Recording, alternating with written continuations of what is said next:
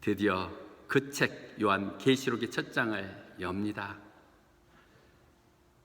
주님이 다시 오시고 또 그 새나라 새 땅이 이루어짐을 기대하며 두렵고 떨리는 마음으로 시작합니다.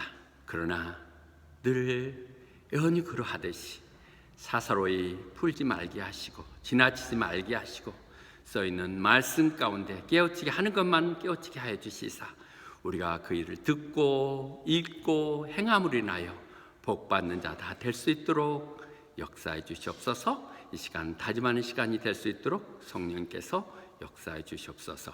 예수님 이름 받들어 기도드리옵나이다. 아멘.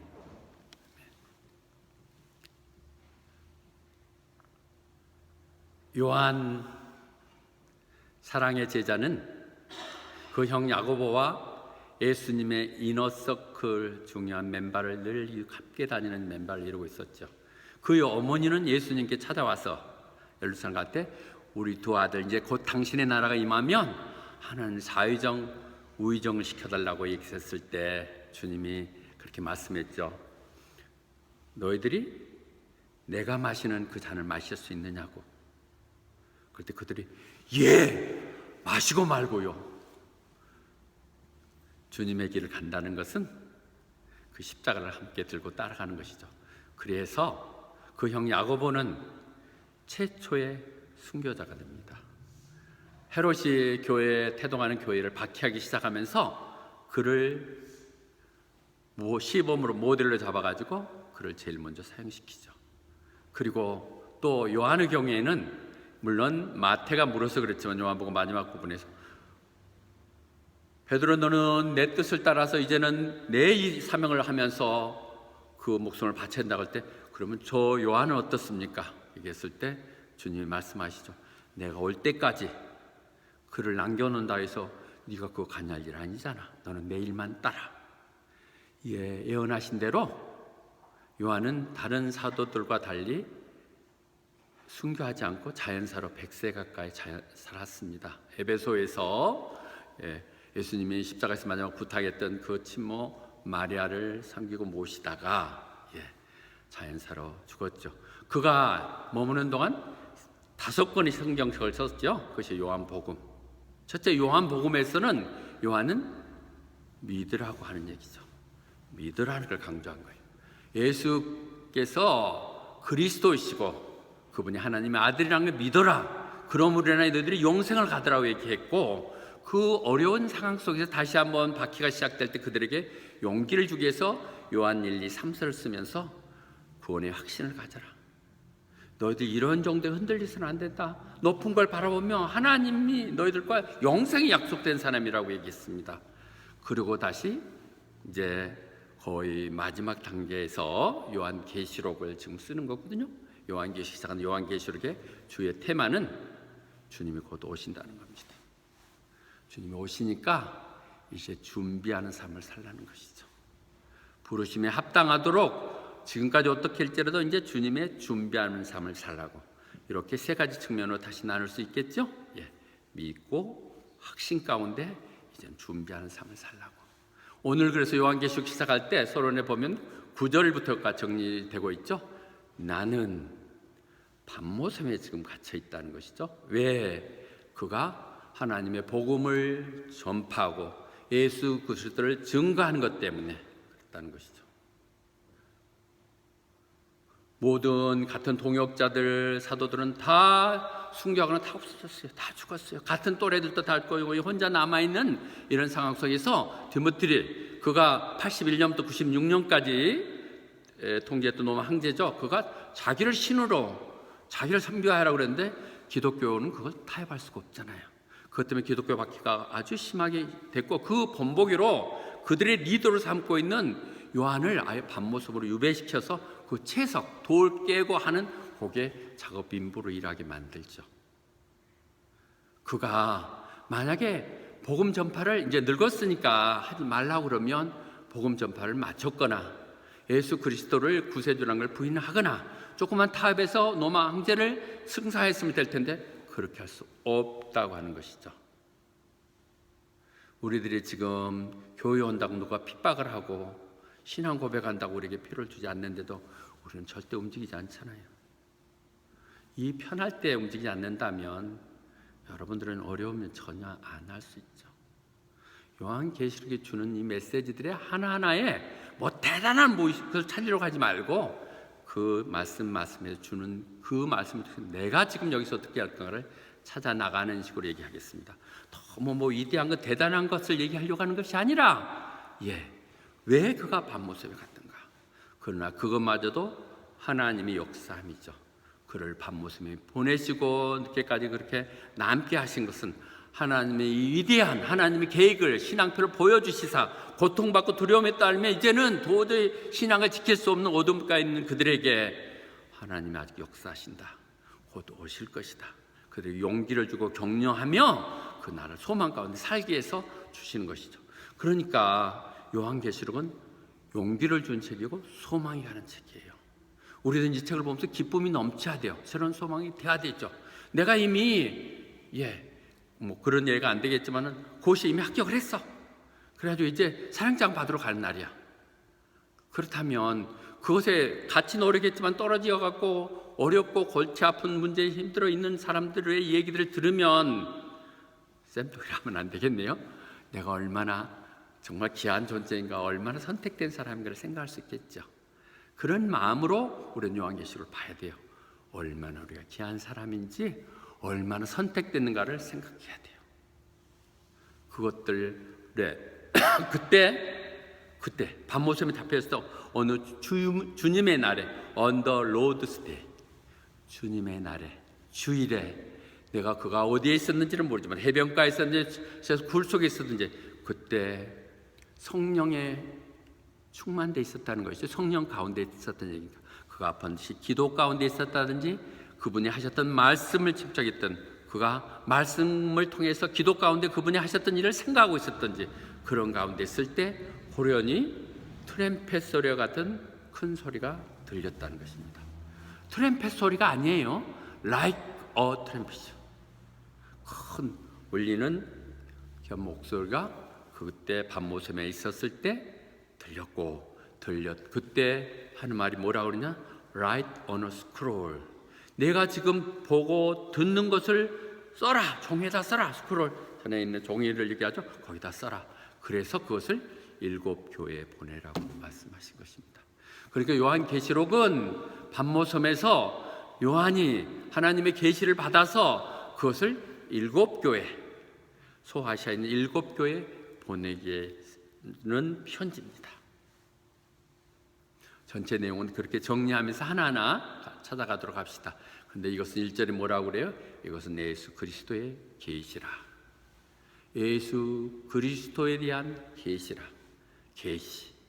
계시라는 게 뭐예요?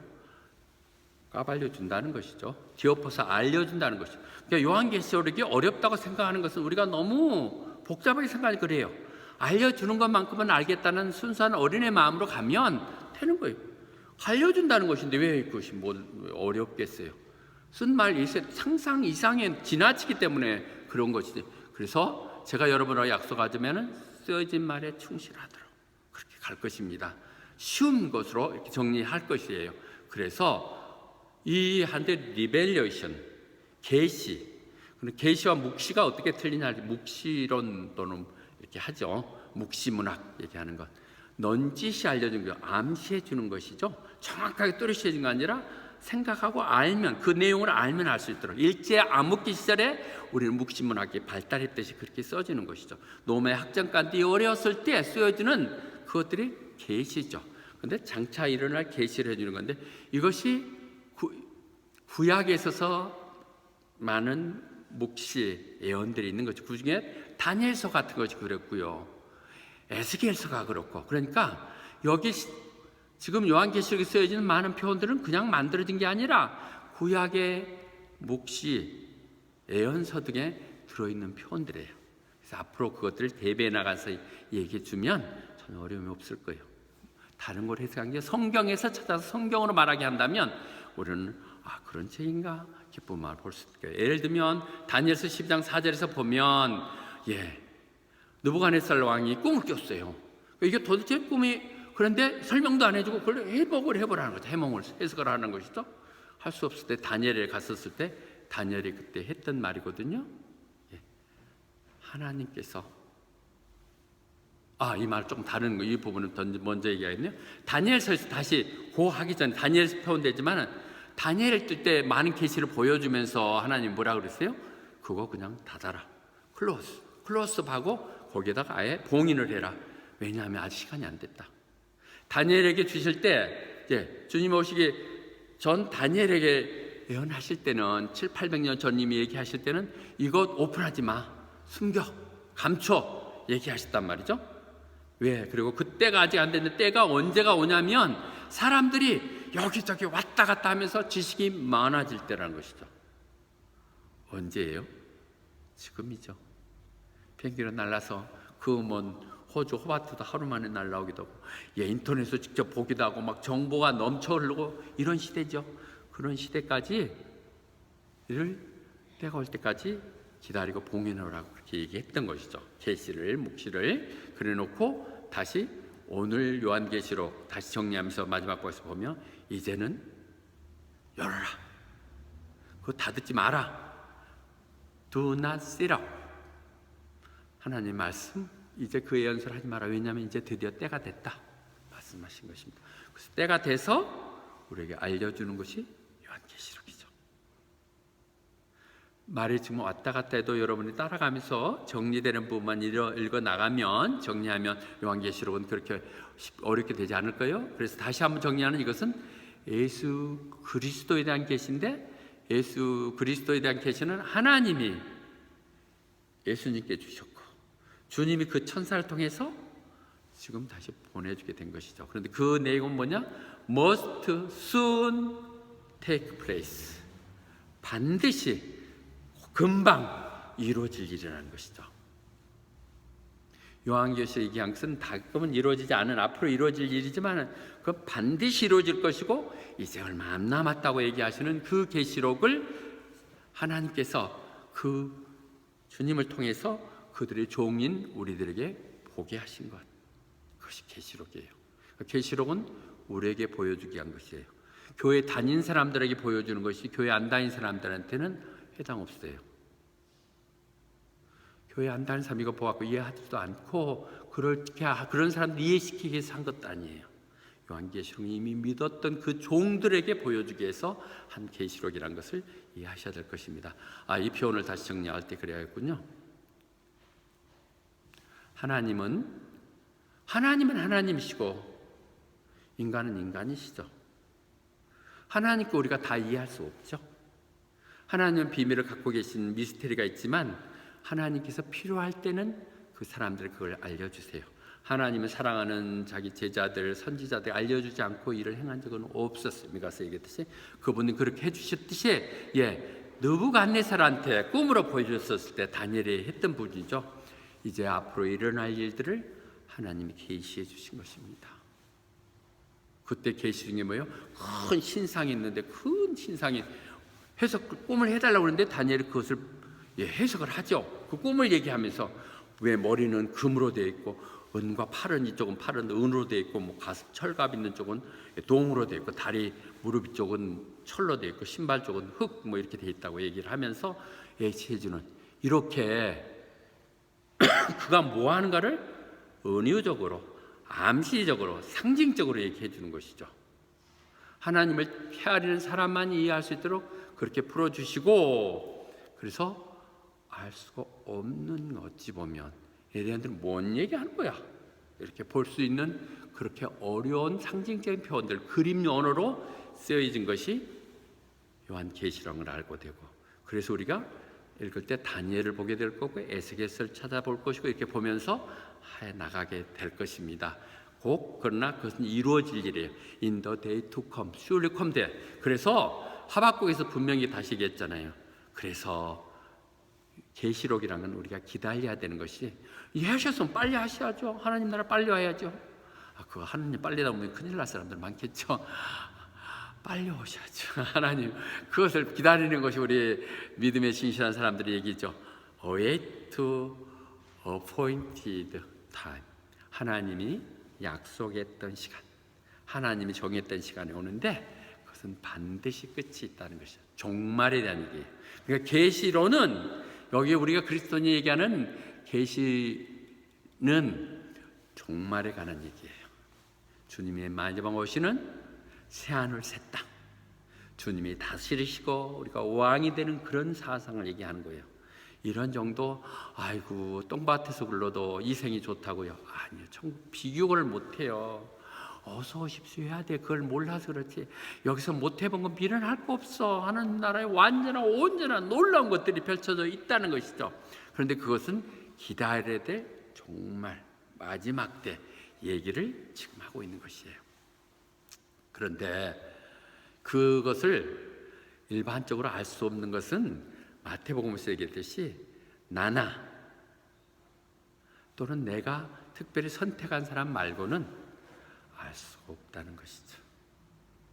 요한계시록은 아무나 이렇게 할 수 있는 게 아니라 다 알 수 있지만 하나님이 특별히 선택하시고 성령의 조명 따라서 이해해야 되기 때문에 흔히들 뭐 그렇게 성경 요한계시록 혼자 읽지 말라든지 뭐 골방에서 읽지 말라고 얘기하지만 뭐 그런 것은 아니지만 그러하더라도 성령의 조명 따라서 우리가 많은 성경을 쭉 지금 봐가면서 마지막 부분에 선택해서 마지막 피날레로 마지막 부분으로 요한계시록을 택한 것은 맞는 것이에요. 요한 사도가 다 정지 작업을 해서 복음을 선포하고 또 서신을 통해서 우리들에게 그런 확신을 갖는 연후에 그런 너에게 지금 흔들리지 말고 하나님 나라 이렇게 있음을 보여주는 건데 그 보여주는 것을 이해하는 것이겠죠. 예, 그래서 이 요한 사도는 다시 한번 마지막 하면서 다시 한번 확인하죠. 나는 그것을 직접 듣고 봤던 사람이라고. 내가 마음대로 생각하고 판단해서 상상해 쓴 것이 아니라 내가 직접 주님을 만났고 봤고 그가 그러니까 주님을 만나고 나서 60년이라는 인터벌이 있었겠죠. 주님의 가장 사랑받던 제자, 마지막 그 십자가에 함께 있었던 제자. 그러나 주님이 떠났는데 다시 한번 60년 지난 후에 밤무섬 그 유배지에서 다시 만나게 된 것이죠. 만나서 얘기하신 얘기입니다. 그런데 그 나 요한은 어떤 사람이냐?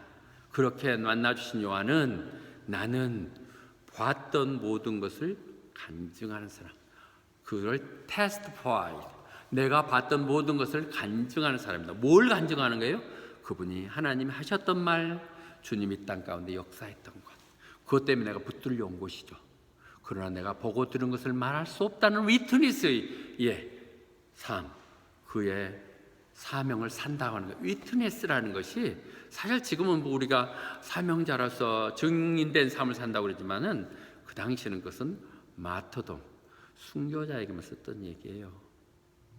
우리가 선교사의 삶을 산다는 건 목숨 걸어야 되는 거예요. 우리가 너무 안일하고 편하게 하기 때문에 누구 어느 한 생명도 못 구하는 거예요. 우리에게 내가 다 지키면서 하기 때문에 전혀 영향력 없이 말뿐으로 끝나는 것들이죠. 여기서 그는 보고 들었던 말씀과 주님에 대한 간증을 하는 사람, 나는 그런 요한이라는 거죠. 요한은 그런 사람이라고 얘기하고 있습니다. 요한복음 12장 49절에 주님도 직접 얘기했거든요. 나는 내가 생각한 거 그렇게 내 마음대로 얘기하는 거 아니야. 하나님께서 나한테 주셨던 말씀, 나한테 보내시면서 하셨던 그 말씀들을 하는데 하나님은 뭐라고 얘기했냐고? 네가 뭘 얘기하고 어떻게 얘기하라는 것까지 다 얘기해 줬다는 것이죠. 여러분, 너무 딱딱한 것 같아도 성경이 하나님 말씀을 내 마음대로 해석해 순종하면 안 돼요. 말씀대로 해야 돼요. 뭘 말할 것이고 어떻게 할 것인가 매뉴얼대로 해야 되는 것이, 성경대로 해야 되는 것이. 주님도 예수님도 나나 하나님 아버지나 똑같아, 내가 마음대로 하면 돼, 이렇게 하지 않으셨다고요. 내 마음대로 하는 거 아니라 하나님께서 내게 하라고 하신 말씀, 또 어떻게 전하라는 말씀을 전했다는 것이죠. 그 제자인 요한은 그렇게 지금 한다는 것이에요. 그 제자인 요한이 그랬다면 우리도 그렇게 해야 된다는 것이죠. 그래서 베드로후서에서 얘기했던 것처럼 성경에 있는 모든 말들 당신 마음대로 생각하고 판단해서 하는 거 아니야.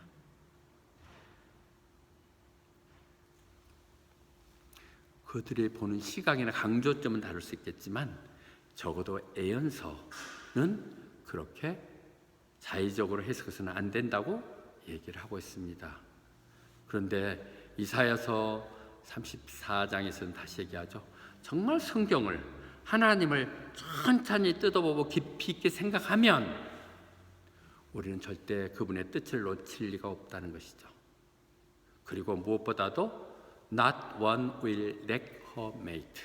성경에 짝이 있다고 얘기했죠. 그 이단들이 쓰는 말이라 위험하지만은 성경이 성경으로 얘기하기 위해서는 성경을 관통해야죠. 다른 성경에서 얘기하는, 제가 다니엘을 이용할 거고 에스겔서 얘기해서 설명해 주겠다듯이 그 얘기했던, 구약했던 얘기를 지금 시대에 끌고 와서 얘기했던 그 말씀들, 그렇게 가야 되는 것이에요. 하나님이 말씀했던 것을 말씀으로 풀어야 되는 것이에요. 노원의 레커, 짝이 반드시 있다고 얘기하십니다. 그러시면서 3장, 우리가 금요일 날 나눴던 말씀, 다 함께 읽죠. Blessed is the one who reads the word of this prophecy, and blessed are those who hear it and take to heart what is written in it. 예, 성경에요, 그렇게 많은 얘기가 있었던 것 같아도 성경 읽고 들으면 복 받는다고 여기 유일하게 여기 써 있는 거예요. 하나님 말씀을 읽고 듣고 그것을 마음에 새기면 너희들은 복 받는 거라고. 여러분 지금 복 받는 사람들이에요. 여러분은 억지로 없는 상황에서 온 것 같지만 엄청나게 세상이 알 수 없는 복을 받는 사람들이라고요. 요거 얘기할 때 금요일에 다시 한번 여러분 다 기억하시죠? 성경을 그래서 어떻게 해야 된다고요? 다시 한번 손을 짚어가면서 하죠. 듣고 읽고 연구하고 암송하고 묵상하는 것. 이렇게 하면 복을 받는다는 거예요.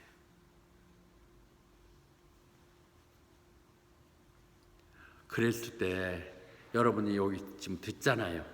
문득 그 생각이 들더라고요. 말을 말같이 해야지. 도대체 알아먹을 게 무슨 말을 해야지. 뭐 들을 것이 있어야지. 이런 식의 불평을 많이 하죠, 여러분. 그래서 막 그냥 졸고 있고 막 그러잖아요. 언제 끝나나 이러고 그걸 말이라고 하겠냐. 그런 부분에 있어서의 목회자의 사명은 굉장히 큰 것 같아요. 저도 그런 부분에 늘 그 부분에 제가 떨리는 마음으로 하는 것은 정말 잘 준비해서 해야겠다는 생각을 갖고 있죠. 어제도 종일 했던 사모가 당신 너무 깊이 하면 사람들 안 들어듣고 이단데, 근데 연구는 열심히 하고 푸는 것은 가볍게 하는 것으로 해야죠. 이제 여러분들 알 수 있는 수준으로 정리해서 단순하게 가장 쉽게 하려고 노력은 하겠습니다. 절대 이단하지 않고 성경의 말씀을 갖고 풀겠습니다. 그런다 고린도전서의 2장 16절, 저는 이 말씀을 너무 바울이 했듯이 그렇게 제 말씀을 받아들이고 싶어요. 누가 이런 주님의 마음을, 주님의 한 영혼이라도 그들에게 위로해 주며 알려줘서 정말 하나님 뜻대로 살고 하고자 하는 그런 뜻들에 내 마음을 알아서 그 말을 사람들에게 전해줄고, 하나님 늘 그들의 사명자들을 선택하면서 누가 정말 내가 바라고 원하는 것을 가감없이 해줄까, 그렇게 했을 때 제가 그렇습니다. We have the mind of Christ. 그런 마음을 갖고 준비하겠다는 걸 다시 한번 다짐합니다. 헛소리 절대 안 하겠습니다. 성경에 써 있는 말 넘어가지 않겠습니다. 지나치지 않도록 하겠습니다. 그렇게 했을 때 이 말이 문득 더 위로가 되죠. 솔로몬이 정말 지혜롭고 그렇게 엄청난 걸 이뤘다는 말을 듣고 스바의 여왕이 찾아오죠. 그게 에멘 쪽이었다는 얘기도, 리비아 쪽인데 나 에멘 쪽이 더 맞는 것 같아요. 그 먼 2,000km가 넘는 거겠죠. 거기를 찾아와요. 수많은 부하들 종업을 데리고 낙타에 온갖 보물 싣고 와서 실제 솔로몬을 만나보니까 그 위대하게 이뤘던 것들이 너무 놀란 거예요. 그런데 그 얘기를 들어보니까 세상이 생각하고 전혀 달라. 너무 뛰어난 거야. 그랬을 때 그 스바 여왕이 고백했던 거예요. 여러분들은 얼마나 행복한 사람들입니까? 날마다 이런 말씀을 들을 수 있다니요. 감히 저는 그런 것을 꿈꿉니다. 여러분이 어떤 상황이 올지라도 어떻게 교민의 이런 아름다운 교회가 있을 수 있었다는 것, 상상할 수 없는 것, 내 주먹으로 건축원금 한 번도 내지 않은 교회가 이렇게 아름답게 서 있다는 것들과 그들 가운데 늘 세상에서 했던 말과 다른 부분에서 늘 정리하고 연계해 주는 말씀이 있었다는 게 복되다고 생각할 수 있는 그런 교회가 돼야 듣겠죠. 여러분들은 원하든 바라든 컨센서스를 같이 동감하든 안 하든 그런 마음으로 모든 목회자들이 준비하겠죠. 모든 목사들이 다 그렇게 준비하죠. 다들 자기의 심필에서 그렇게 하고 있고 저도 그런 착각하는 사람 중에 하나겠죠. 그러나 마태복음에서 다시 한번 말씀하세요. 심판하는 날, 이제 그 심판하는 날 그 스바의 여왕이 와서 심판 배석하시겠다는 거예요. 주님이 그를 인용해요. 그 이역말리 와서 그 감동하고 감동해하고 보험을 모두 다 바치고 가는 그 여인이 나중에 내가 심판할 때 그를 배석자로 불러서 심판관을 쓰겠다는 거예요. 여러분들을 심판하는 날 스바 여왕이 와서 여러분들을 심판하면서 정죄도 하겠다는 거예요. 왜요? 그가 그 땅끝 먼 데서까지 찾아와서 그 솔로몬의 지혜를 듣고자 그렇게 감동했는데, 그런데 솔로몬과 비교할 수도 없는 주님의 얘기를 하는데, 솔로몬의 세상적인 그런 얘기들 나누는 것과도 그 감동을 하는데, 이게 죽고 사냐는 영생에 관한 문제 주님의 얘기를 하는데 그걸 안 듣는다고요? 그게 지금 5km로 오라는 거예요. 10km로 오라는 거예요. 무슨 선물을 싸갖고 오라는 거예요. 자동차를 끌고 오라는 거예요. 안 왔다면 그 여인은 분명히 얘기해요. 당신은 유죄입니다. 우리는 이 요한계시록을 들으면서 정말 더 경건한 마음으로 듣고 애우고 적용하고 그래야 될 것입니다. 왜냐하면 이제 때가 왔기 때문이에요. 너무 긴박성으로 얘기하지만은 때는 언제든지 오는 것이죠. 지금 우리가 이미 말세를 살고 있는 것이죠. 말세를 살고. 주님은 요한계시록을 끝나가는 부분에서 내가 금방 오신다고 얘기했고, 너희들의 행한 대로 그대로 다 갚아주겠다. 은밀한 중에 다 보시는 하나님께서 여러분들이 수고했던 건 하나도 헛되지 않게 하나님들이 다 채워주신다는 것이죠. 하나님께 받아야 되죠. 하나님께 그런 생각하면 세상 끝에 초연할 수 있어요. 하나님이 보고 계시고 하나님이 이루신다 생각하면 뭐 그것에 섭섭하게 연연할 필요도 없고, 또 뭐 그렇게 갖고 못 가는 것들을 연연할 필요도 없다고요. 부러울 것 하나도 없는 것이라고요. 늘 그런 상황이 돼도 하나님 일을 하는데, 하나님이 선택됐는데 생각한다면 우리는 더 담대해질 수 있는 것이고 거기 헌신할 수 있는 것이죠. 그런데 그것을 해서 어떻게 하라고요? 아시아에 있는 7교회 보내라고 얘기합니다. 아시아에 있는 7교회. 그것이 그 지역이 바로 에베소에서 요한이 사역을 했고, 그 시절에 거기에 있는 모든 교회는 하지만 대표적인 게 7교회예요. 7교회 대표적인 것. 자, 우리는 요한복음을 지금 요한계시록을 가면서 숫자에 대한 얘기들도 많이 그때그때 나올 때 할 거예요. 한꺼번에 설명하지 않고 하겠습니다. 7개는 완전 숫자예요. 영원 6, 동서남북 모든 것이 다 합치된 완전한 것, 더하고 또 뺄 것도 없는 숫자인 7. 7이 계속 나올 것입니다. 완전한 수, 온전한 수, 완전 성공의 숫자들이 나오게 될 것입니다. 아시아, 소아시아에 있는 7개, 지금이 터키 지역이죠. 에베소를 우리는 들고 보셨고, 우리가 이 7개 교회에 보내는 것이죠. 그 7개가 그 당시에 대표했던 것이죠. 대표성을 뽑는 것이죠. 그러니까 그것은 그 당시에 있었던 2000년 전에 있었던 교회들을 얘기한 것이 아니라 이 모든 교회를 대상으로 해서 하는 것이죠. 이 시대에 있는 모든 교회들에게 하는 말씀이시죠. 성령이 귀에 있는 자는 들어라. 성령이 하시는 교회에 향하는 말씀을 하는 말씀이 지금 요한계시록에서 이루어지고 있는 것이죠. 그래서 7개 교회, 그것은 에베소 교회, 서머나, 버가모, 드아스트라, 그다음 4대 교회, 빌라델피아, 라오디아. 이렇게 우리는 늘 인용되고 있죠. 우리의 모델은 뭐예요? 빌라델피아 교회. 그러니까 그것은 우리 교회의 비전이야. 그대로 우리가 내 행위를 알고 있는, 우리가 이렇게 적지만 우리들이 하고 있는 모든 것을 내가 알고 있느니 너에게 문을 열어놨다. 기회를 너희들이 전도의 문을 열어놨으니까 너희들이 비록 적은 숫자지만 내 말씀을 지켰다고 하는 것을 주신다는 것. 우리들이 죄송합니다. 이 교회들에 대해서 그래서 주님이 지금 계시를 하시고 예언을 하시면서 6개, 7개 다시 교회를 얘기하죠.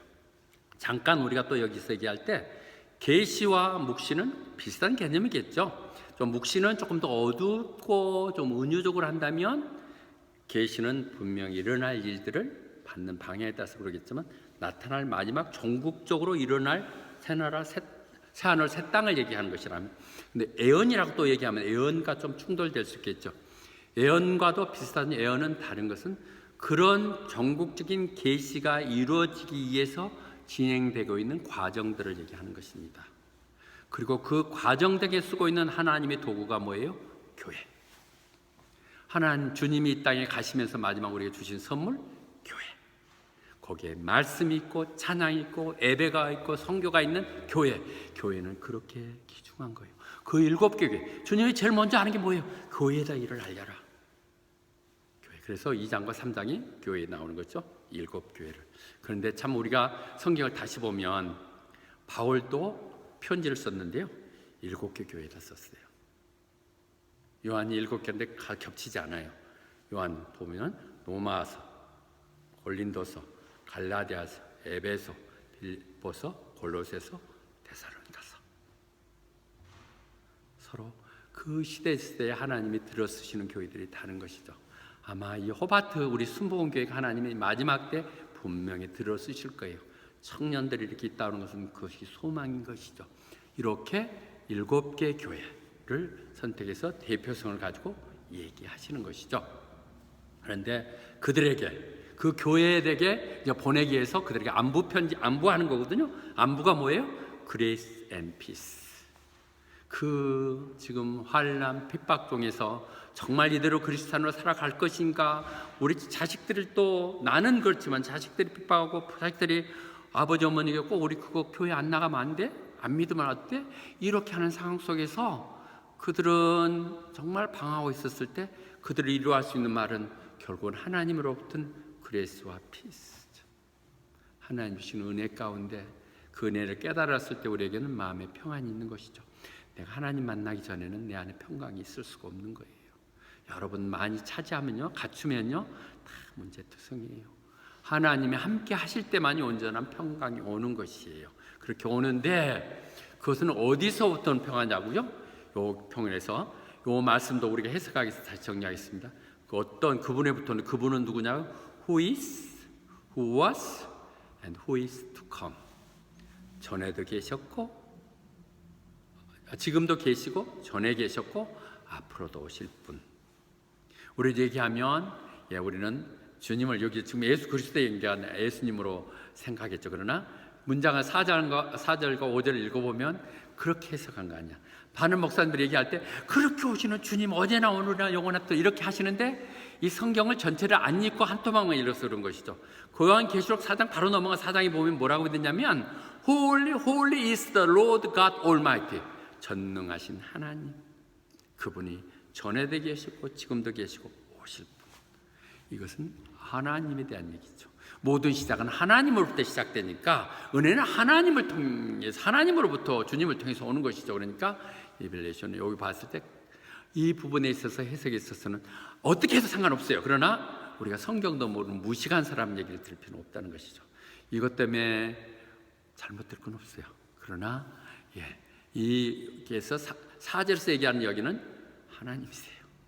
물론 우리는 히브리서 13장 8절에서 보면 예수 그리스도는 어제나 오늘이나 영원토록 동일하신 분이니까 같은 표현이죠. 똑같죠. 같은 하나님이신데요. 하나님 성부나 성자나 같은 하나님이시니까 같은 성품을 갖고 있죠. 그러나 여기서 지금 안부 전할 때는 삼일째 하나님 이름을 다 동원해서 지금 안부를 정하는데 첫째 제일 먼저 뭐냐? 그러신 하나님. 하나님 오시죠. 예수님만 보내놓고 그냥 있지 않으시죠. 오시고요. 두 번째로 하는 그레이스와 피스는 뭐로부터 오냐? 더 세븐 스피릿. 7개의 영으로부터. 이게 좀 혼란스럽죠. 영이 한 분이잖아요, 스피릿. 그런데 이렇게 소문자로 해갖고 7개씩이나 써놓으니까 무슨 영이 7개씩이나? 아까 7개 교회니까 그런가? 이렇게 생각할 수 있죠. 그분의 하나님의 보좌 앞에 있는 7개의 영들, 하나님이 하는 천사들, 영들이겠죠. 세븐 스피릿인데, 이 부분도 우리가 이렇게 세븐 스피릿 하면 마음대로 해석하지 말고 성경에 금방 찾아보면 금방 있어요. 이사야서 11장 2절에 그 지혜의 영이라, 더 스피릿 오브 로드인데, 그것이 스피릿 오브 스피릿은 성령을 얘기하는 거예요 지금. 그런데 그 스피릿을 여러 가지 방법을 표현할 수가 있겠죠.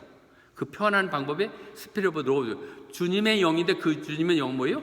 지혜의 영이고, 명철의 영이고, 지략의 영이고, 전능 능력의 영이고, 지식의 영이고, 하나님을 두려워할 수 있는 영. 7가지죠.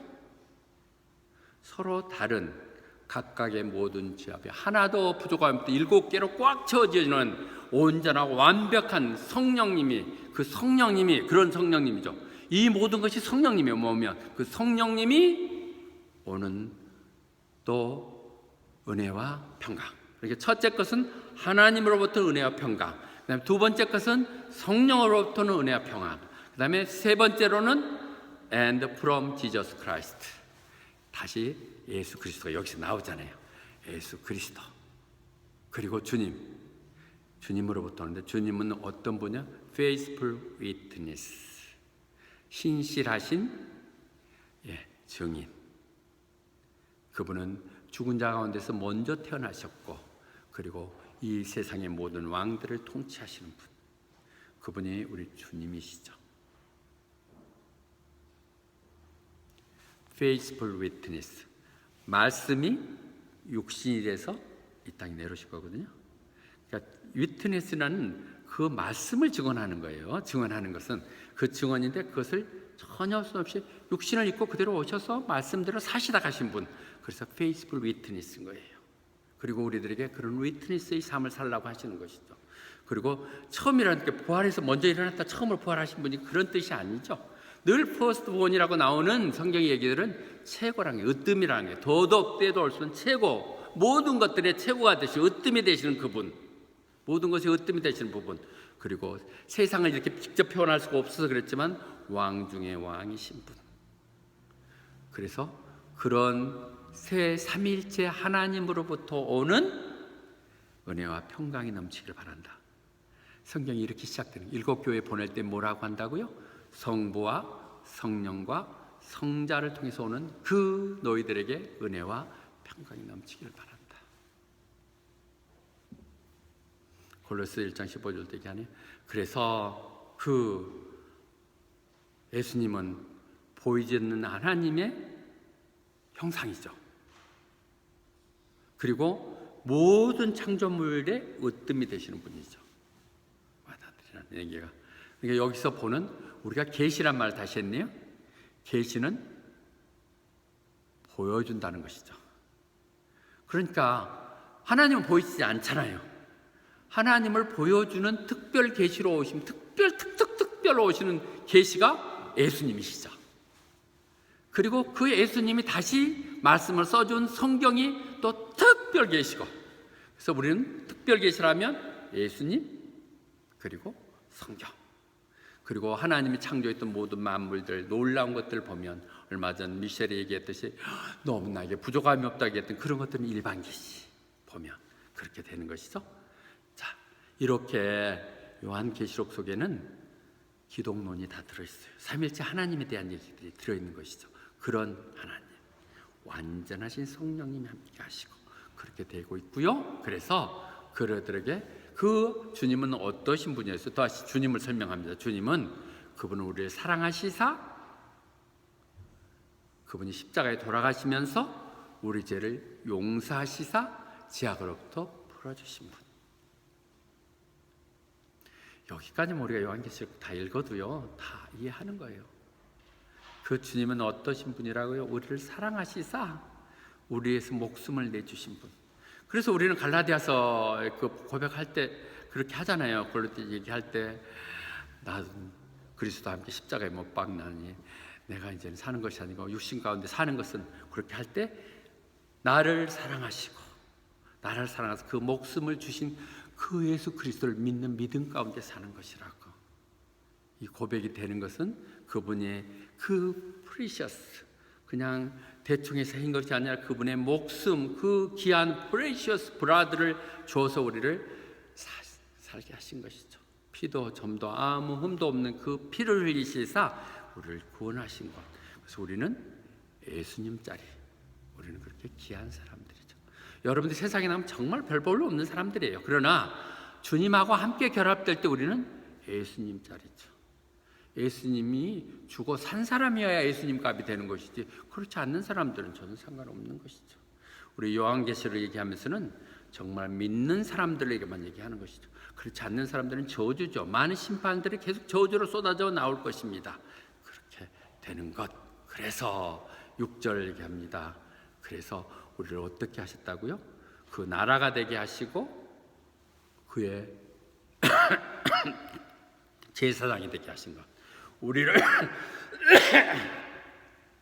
그 나라와 제사장 백성 삼으신 것은 봉사하기 위해서, 하나님 나라를 위해서 일하도록 하게 한 것이죠. 우리는 베드로전서 2장 9절을 암송하고 있죠.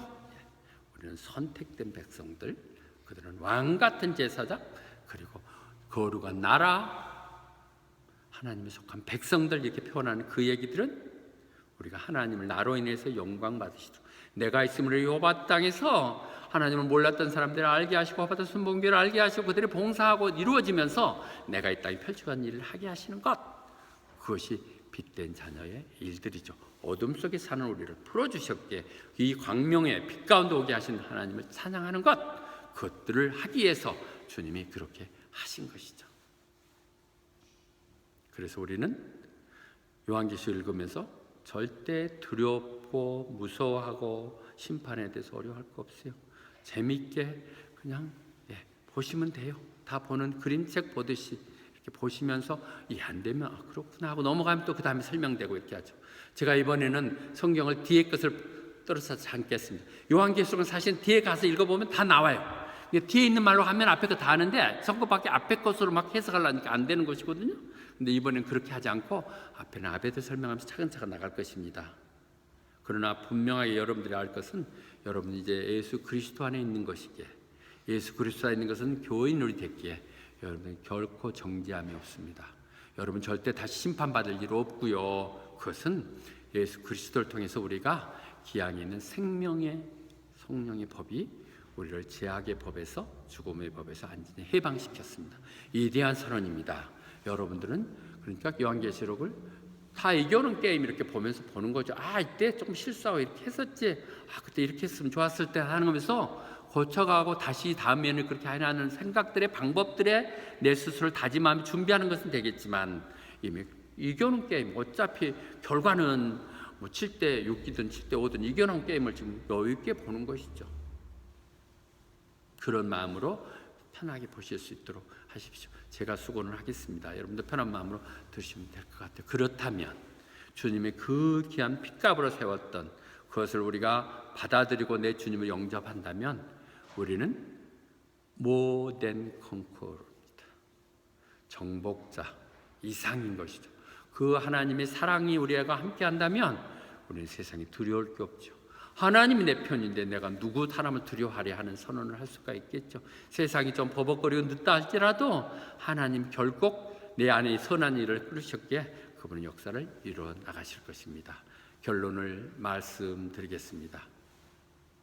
이것은 요한계시록은 주님에 관한 얘기입니다. 여러분들이 펼쳐서 알려주는 거예요. 앞으로 일어날 일들, must soon, must예요. 순이에요. 그 일들을 알려주는 것입니다. 그것은 어떤 것이었어요? 주님이 다시 오시는 것일 것이고, 새하늘 새 땅이 될 것이고, 우리 함께 왕노를 하는 것일 것입니다. 그런데 그 얘기에서 요한계시록의 가장 요절, 성경 중에 복된 말씀은 3절입니다. 이 책을 읽고 듣고 그 말을 내 가슴에 새기는 사람은 복이 있을 것이라고. 요한계시록은 3장에서 이렇게 3절에서 시작하지만은 사실 요한계시록 다 보면 복에 대한 얘기예요. 우리가 예수님께서 8복을 선언하셨죠. 산상수훈에서, 마태복음에서. 여기에서 7복을 선언합니다.